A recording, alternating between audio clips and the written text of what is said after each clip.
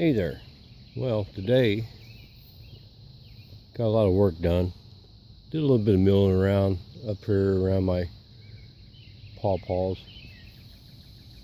And what I'm doing is I'm looking for root suckers. And right there's one. You can see the stakes I got set out here, and I didn't even realize it. I almost stepped on that one right there. It's right out here in the open. There's two of them together. So I put a stake on it, and then a little bit ago, found one right there. But so far, this one tree, I've found 7 sucker shoots, which those are too small to dig up. But come this fall, they'll have some size to them. Now, I can't help but think everything's on this side of the tree. This is the east side. And there's 7 of them. There's got to be something over this way to the west. And just take my little stake, move things out of the way to see if I can see anything in here.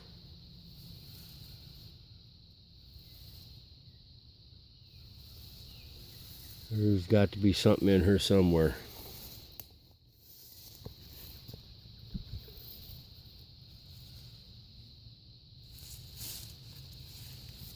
Just keep poking around, searching and looking. And once I find one, I'll mark it. Now, last year I had dug up a pawpaw right here. So any suckers coming off this side over here could be coming from the one that I dug up. I don't know. Because that was a 6-foot tree that I had dug up. Not to mention, scoop down here.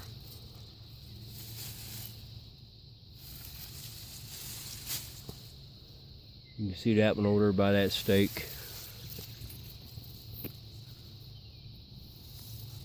Wait a minute. Right there.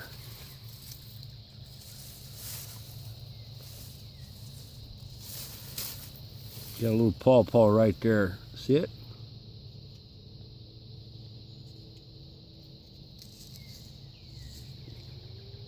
There's a stake. Now, that too is too small to do anything with. Give it time. Grab another stake over here. And here in a little bit, I'll do some more searching around. But anyhow, something that I wanted to point out about these sucker shoots.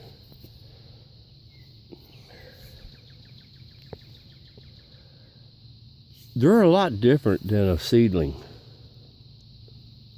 I mean, pawpaw is a pawpaw is a pawpaw, right?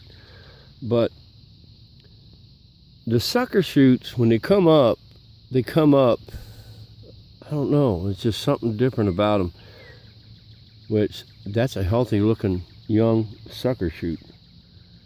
But they come up quicker, and a lot of that's got to do with the fact that they're being fed by a massive root system, which, by the way, this sucker, well, let's see, this stake is 3 foot long. And I'm going over towards the tree. There's 3 foot.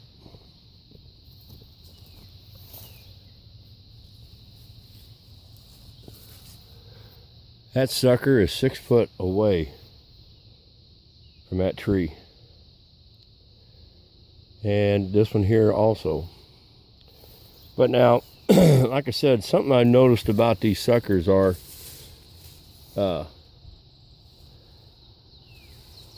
there's a different characteristic to them than there is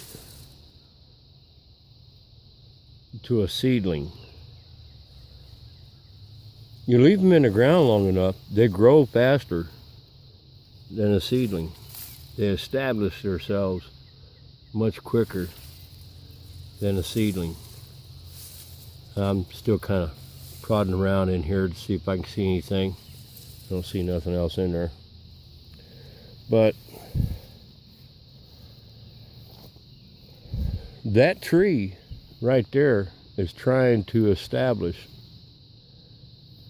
a colony, and which I got a bigger tree down there that's doing the same thing. Now I could take suckers from this tree, suckers from that tree. They're two different trees, they're unrelated, and like every other one, you know, one from one, one from the other, one from one, one from the other, and plant them like that, and they'll be all right as far as cross-pollination. And then of course that tree right there, which I haven't milled around over there yet, I still would like to get over there and look around some more, but there's 3 stakes over there that I've marked suckers to. Let's take a walk down here, and I could show you what I'm looking at.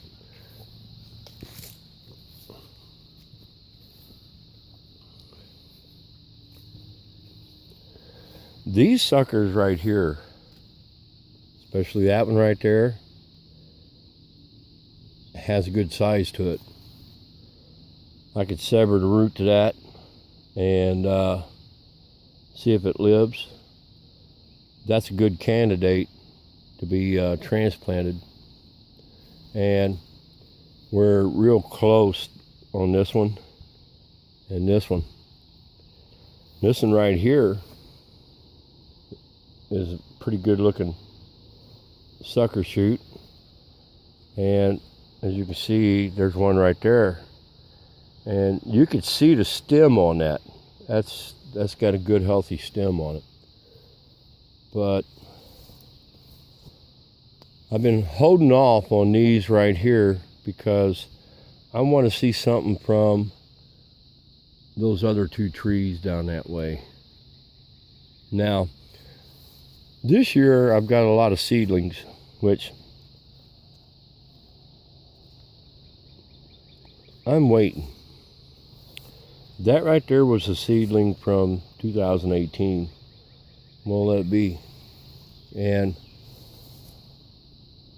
so was that one right there. Not 2018, I apologize. 2016. And what I'm going to do is, some of the seedlings that I've started, I'm going to plant all down through here sporadically. They're not going to be in a row, just sporadically planted through here.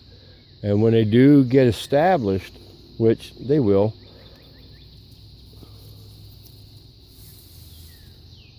there's a real nice sucker right there. Not to mention, there's a good one right there. That's gotten big enough that it's got branching going on. So does that one. But once the seedlings get established that I'm going to put out here,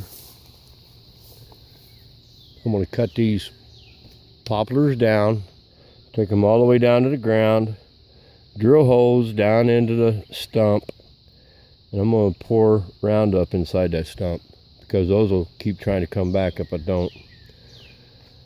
And right here, now this one here is a 2018 seedling. And right here, I threw some seeds into the ground. They haven't germinated yet.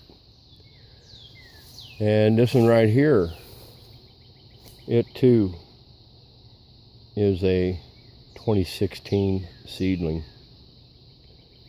But I'm going to load this up down through here with seedlings this year. I've got a total of 20 seedlings in the grow box, and I don't know whether or not to do it this year or in the spring. I may do it in the spring. I like to keep those in the grow box as long as possible inside those root trapper pots to hopefully get some good root fiber before I put them into the ground. Anyways, I'm going to lean this back up here, get ready to head down to the house and just relax for the rest of the evening under air conditioning. It's been hot all day and I've been outside all day. My name's Jim. If you like what you see, subscribe. And don't forget to click on that bell for notifications. Y'all have a God bless day.